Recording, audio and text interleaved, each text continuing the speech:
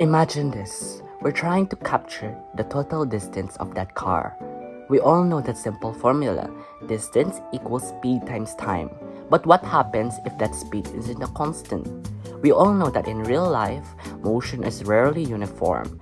The car slows down, speeds up, and slows down sometimes, making this calculation a bit difficult. How about on this situation? Which route is the fastest for him? The straight route or the curved route? We all know in the straight route, we can capture the distance by using a certain formula. But what about in the curved route? We know that the curved route has a unique distance where it is constantly changing. Instead, we will chop it up, find the area, sum it all up, and find the exact area. That is how definite integrals work. Good morning, and this is our lesson. So for our objectives, the students can grasp the concepts and definition of the definite integral. The students can explain the fundamental theory of calculus and the Riemann sum and the relation to the definite integral. The students can evaluate the Riemann sum and the fundamental theory of calculus. The students can apply definite integrals to real-world problems and complete the escape room given in the Google Forms after this video. For our icebreaker, yes or no, you'll be reading the questions and answer if it is a yes or a no, given in the information. No. No. Yes. Well done. Now for our discussion part. The definition of a definite integral is defined as exactly the limit and the summation of a function, and the numerical value equal to the area under the graph of a function for some interval, in such that it is a function of f of x that is defined by the intervals a to b. Then, the definite integral f from a to b is given by this equation below, provided if the limit exists. If this exists, the function is said to be an integral function of a to b. What this means is that definite integrals finds the exact area based on the intervals of a to b. For example, our interval a is 75 and our interval b is 200. Now we will find the area only to 75 until 200. For the parts of the definite integral, the S shape is the integral symbol representing summa or summation. A and B are the lower and upper limits of integration, respectively. F of x is the function being integrated. Dx indicates the variable of integration. The Riemann sum is a method where it is an approximation of the area under a curve by dividing the region into small rectangles and summing their areas. As the number of rectangles increases, the approximation gets closer to the exact value of the definite integral. Meaning, we chop it up, find the area, and sum it all up to find the exact one.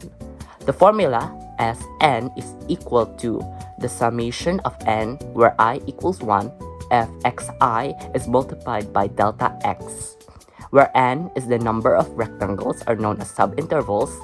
Delta x is the width of each rectangle, where delta x is equal to b minus a, divided by the subinterval n. Xi is the sample point, which determines the height of each rectangle. Fxi is the function value at the sample point, where it is the height of the rectangle. Another method, or a shortcut, is the fundamental theory of calculus. If fx is continuous on the interval a to b, then the integral will be differentiable and vice versa. Thus, the integral and the derivative are inverse functions that will cancel each other, meaning if we derive the integral, we will get our derivative, and if we integrate the derivative, we will get our integral, meaning that it will reverse each other. Now for our problem solving, where we will use the Riemann sum. Let's compute this definite integral, where we integrate 0 to 2 x squared dx. First step is we will find the width of the rectangles, or delta x, where 2 minus 0 divided by n is equal to 2 over n. Next step is we will find the xi, where xi is equal to 2I over n. For each I, it is 1 to 2 until n. Next is we will solve the formula using the summation formula. Substituting them, we will get 2I over n squared times 2 over n. We're squaring this, we'll get 4I squared over n squared times 2 over n, and getting an answer of 8I squared over n cubed. Next, we will transpose the I squared and place a formula where n times n plus 1 times 2n plus 1 divided by 6, or our subintervals. Next is that we will apply 8 over n cubed times n over times n plus 1 to n plus 1 over 6. Next, we'll transform this into a limit where n is approaching to infinity. And solving this, we will expand the formula 8 times 2n cubed plus 3n squared plus n. After multiplying 8, we will get 16n cubed, 24n squared plus 8n over 6n cubed, where we will remove the n cubed from 6 and 16, and we will get 16 plus 24 over n plus 8n squared over 6, where if the infinity is approaching, we will 0, 24, and 8. Thus 16 over 6 remains, where it is equal to 8 over 3. Thus, the integration of 0 to 2 x squared dx is equal to 8 over 3. For the fundamental theory of calculus, let's compute this definite integral, where we integrate 1 over 4, 3x squared dx.